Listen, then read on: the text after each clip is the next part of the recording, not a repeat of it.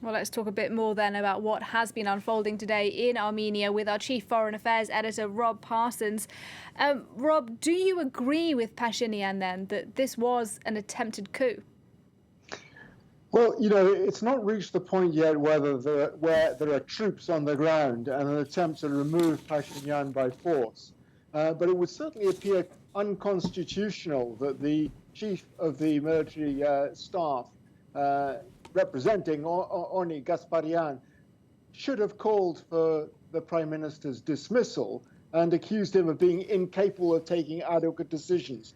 That does appear at the very least unconstitutional. It's a response apparently to the decision by Pashinyan to sack the first deputy chief of staff, Tiran Khachatryan, a couple of days back after the latter scorned Pashinyan for his comments not very long ago, saying that some 90% of the missiles, the Iskander missiles that Armenia had from Russia during the war with Azerbaijan that you referred to in introduction, were ineffective, didn't work at all, exploded prematurely or didn't explode at all.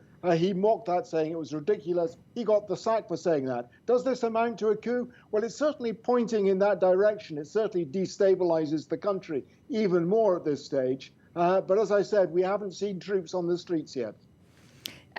As you've said, though, Rob, we have to see all of this in the context of what happened at the end of last year with that war with Azerbaijan in Nagorno-Karabakh. Many Armenians today simply feeling that Pashinyan didn't negotiate a fair ceasefire deal.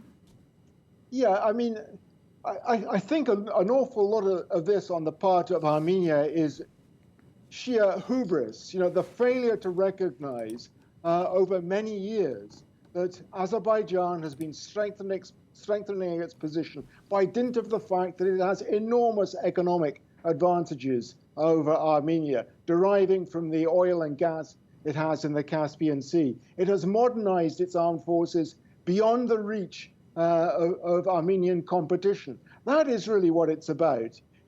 Perhaps there are some things that Pashinyan could have done better, but one could say exactly the same about a succession of Armenian opposition politicians, now opposition politicians, who were in power in the past, but failed to acknowledge that essential reality, failed to deal or refused to deal with Azerbaijan when they were in a position of diplomatic advantage and could perhaps have got a good deal. It fell to Pashinyan when the things had swung so far against Armenia that there was very little that the Armenian armed forces could do, as was recognized regarding that deal in November by the Armenian armed forces themselves. All right. Rob Parsons, our Chief Foreign Editor, thank you very much.